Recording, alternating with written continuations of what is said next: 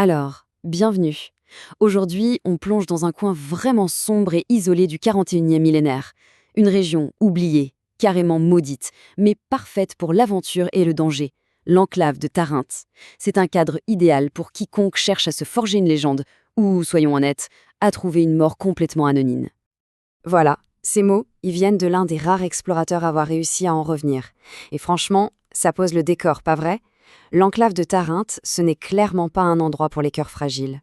C'est comme une cicatrice sur le visage de la galaxie.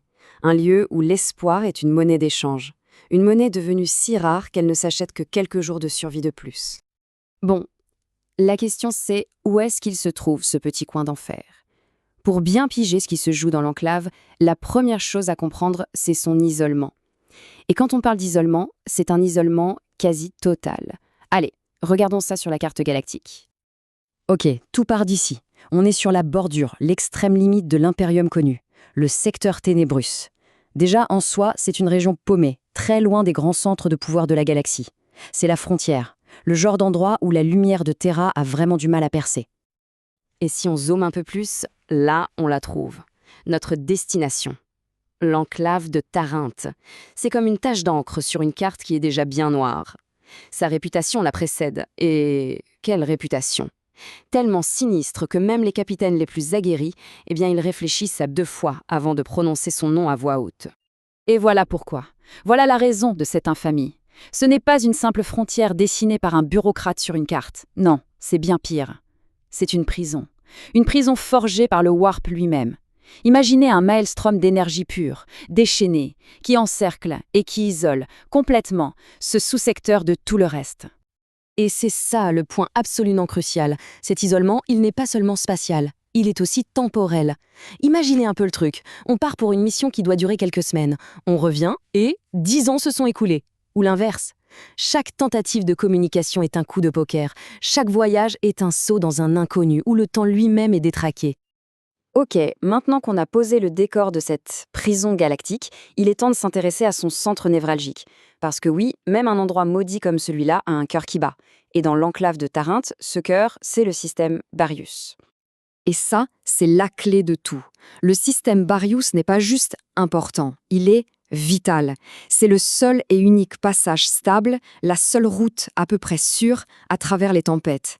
Absolument tout ce qui entre dans l'enclave et tout ce qui en sort est obligé de passer par là. Autant dire que contrôler Barius, c'est tenir toute l'enclave dans le creux de sa main. Et ce qui rend le système Barius si explosif, c'est justement cette concentration de pouvoir. Pensez-y, on a la capitale, le centre industriel, le QG de la garde été de la flotte, le siège du gouverneur, tout est centralisé au même endroit. Ça en fait un prix inestimable et surtout une véritable poudrière politique qui n'attend qu'une étincelle pour tout faire sauter. Le système en lui-même, il est coupé en deux en fait, 2 zones très différentes. D'un côté, le système interne, c'est la forteresse de l'Imperium, surpeuplée, développée et sous une surveillance de tous les instants. Et de l'autre, le système externe. Là, c'est la frontière de la frontière, un territoire sauvage, largement inexploré. C'est le refuge des pirates, des renégats et de secrets. Des secrets bien plus anciens que l'Imperium et que beaucoup de gens puissants aimeraient voir rester enfouis pour toujours. Allez, approchons-nous un peu. On va jeter un œil aux joyaux de cette couronne empoisonnée. Le système Barrios compte 5 planètes, et chacune d'entre elles est un monde à part entière, avec ses dangers, ses secrets et bien sûr, ses opportunités. On a donc Barius Prime, le cœur industriel, un monde forge. Barius Secondus, le monde ruche, la capitale politique grouillante. Cortis, un agrimonde, mais aussi le fief d'une maison de chevaliers. Riknar, un monde primitif hostile où l'Adepta Sororitas a installé un couvent, rien que ça. Et pour finir, Iska, un monde gelé, peuplé de tribus et cachant un avant-poste secret du Mechanicus. Bref, une sacrée diversité qui promet un éventail infini de conflits, d'intrigues et d'aventures. Mais bon, des planètes, ce ne sont que des caillots dans l'espace sans les gens qui se battent pour les contrôler. Et dans l'enclave de Tarinte, le pouvoir, c'est un jeu mortel, où les alliances se font et se défont aussi vite et de manière aussi imprévisible que les tempêtes warp qui les encerclent. Et cet équilibre des pouvoirs, il est très très fragile. Au bord de la rupture, en fait, on a le gouverneur Sforus d'une lignée décadente qui s'accroche au pouvoir. Il est dépendant du fabricateur général Caldarius, qui lui profite de l'isolement pour ses propres recherches, disons peu orthodoxes. En face, la sainte vivante Aria, une nouvelle venue charismatique, menace de tout renverser. Et au milieu, la fière baronne Camélia de la Maison Cortis lutte pour son indépendance. Et pour couronner le tout, au milieu de ces tensions, une intrigue politique bien juteuse. L'Adeptas Sororitas a arrangé un mariage. Un mariage entre l'héritier du gouverneur, un homme réputé, faible, et une de leurs fidèles.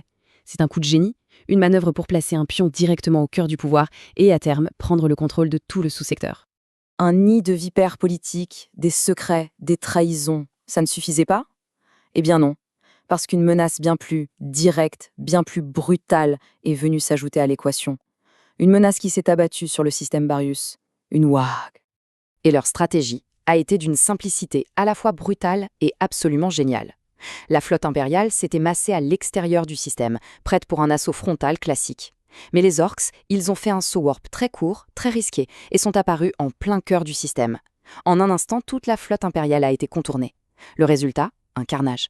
Les vaisseaux et les Rox Orcs se sont écrasés partout, commençant une guerre qui dure encore aujourd'hui. Et aujourd'hui, des décennies plus tard, la situation est un véritable bourbier. Sur Quartis, les chevaliers tiennent bon, la menace est contenue. Sur Barius Prime, l'infection orque est isolée. Mais sur Barius Secundus, le monde ruche, la capitale, là, la guerre est totale. Un enfer quotidien pour des milliards d'habitants. Le sort de la planète est plus qu'incertain. La victoire est loin, très loin d'être à portée de main. Et bien sûr, pendant que tout le monde regarde les orques, d'autres horreurs prospèrent dans l'ombre. Les cultes hérétiques, les conspirateurs, les agents Xénos. Le chaos de la guerre est leur meilleur allié. Ils sortent du bois pour frapper l'impérium déjà à genoux. Dans l'enclave, la confiance, c'est un luxe qui coûte la vie. Voilà le tableau. L'enclave de Tarert. Un sous-secteur isolé, où le temps lui-même est un adversaire.